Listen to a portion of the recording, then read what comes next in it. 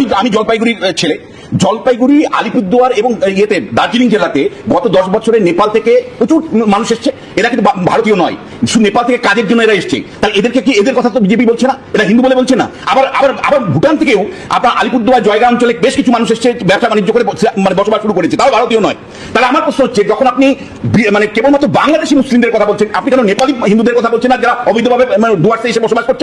र हजुर केही दिन अघि फेसबुकमा र मिडियामा देख्न पाएँ, एउटा नेता हुनुहुन्छ जलपाइगुडी डिस्ट्रिक्टको, उहाँले भन्नुभयो डुवर्स तराई स्पेसली हाम्रो जयगाउँतिरको जुन नेपालीको जुन गोर्खाहरू बसोबास गर्छ उनीहरू चाहिँ बाहिर गए। यस विषयमा हेर्दा तपाईँ के भन्नुहुन्छ?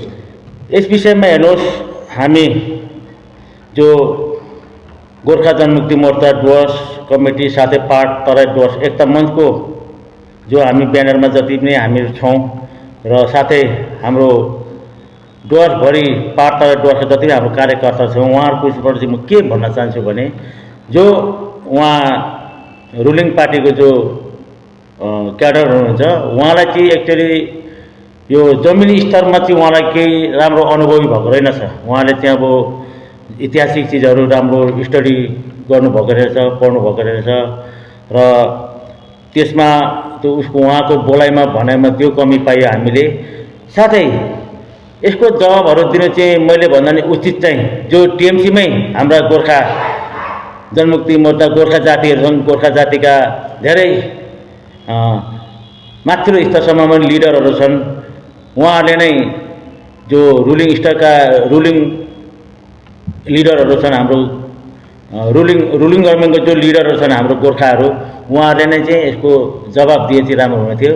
र तपाईँहरूले उहाँलाई नै पर्सनल क्वेसन गर्नुहोस्, जो अहिले टिएमसीमा हाम्रो गोर्खा जनमुक्ति के अरे हाम्रो गोर्खाका लिडरहरू जति पनि हुनुहुन्छ अहिले डुवर्समा, पार्ट तराई डुवर्समा ठुल्ठुलो पोस्टर लिएर बसेका छन् हो, उहाँहरूलाई पनि तपाईँहरूले एकचोटि यसको प्रश्न राख्नुहोस्, उहाँहरूले के भन्नुहुँदो रहेछ कि बा उहाँहरूले पनि त्यही भन्नुहुन्छ कि। अनि यही विषयमा हामीले हेरिरहेको छौँ, तर अहिले हाम्रो गोर्खा टिएमसीका लिडरहरूबाट कोही प्रतिक्रिया अहिलेसम्म जान्नुमा आएको छैन। यसको लागि हामी इन्तजार गरिरहेको छौँ, उहाँहरूको के हुँदो रहेछ, जनतालाई उहाँहरूले के आश्वासन दिनुहुँदो रहेछ, उसले बोल्यो कि साँचो हो कि झुटो हो, यो चाहिँ अब हाम्रो गोर्खा लिडरहरूले नै, जो रुलिङ गभर्मेन्टमा गोर्खा लिडर छन् उनीहरूले नै, उहाँले नै जनतालाई बताउने दिन आएको छ र हामी प्रतीक्षामा छौँ। र आउने दिनमा गोर्खा जनमुक्ति मोर्चाको तर्फबाट कुनै प्रतिक्रिया आउने आँटा छ यस विषय लिएर? यस विषयमा लिएर अहिले हामीले अब यस्तो फेसबुक मार्फत धेरै प्रतिक्रियाहरू आइरहेको छ, तर जो हामीले पार्टी स्तरमा हाम्रो डुवर्सको पार्टी स्तरबाट अहिले हामीले यसलाई प्रतिक्रिया गरेका छैनौँ। किनभने जो ज्ञानी मान्छेले जो चिज भनेको भए चाहिँ हामीलाई चोट लाग्ने थियो, तर उहाँले जो भन्नुभयो यो गोर्खाहरू नेपालबाट आएको, भुटानबाट आएको, यो चाहिँ 110% सरासर झुट हो।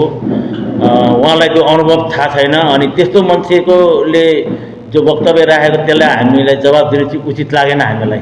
किन यो पार्ट तराई डुवर्स हाम्रो यो उत्तर बङ्गालको यो जो भूमि छ, डुवर्स क्षेत्रको भूमिले नै भन्छ हामी कुन जुगदेखि हामी यहाँ थियौँ र गोर्खाहरू कुन जुगदेखि थिए, यो सब यो भूमिले नै यहाँको इतिहासले नै बताउँछ। उहाँले इतिहास राम्रोसँग हेरेर बुझेर यस्तो जवाब दिएको भए चाहिँ हामी केही जवाब दिन हामी चाहनेथ्यौँ, तर उहाँको त्यो यस्तो हाम्रो नेपालीमा भन्छ नि यस्तो बगम फुसे बातहरूलाई हामीहरू ध्यानमा दिँदैनौँ।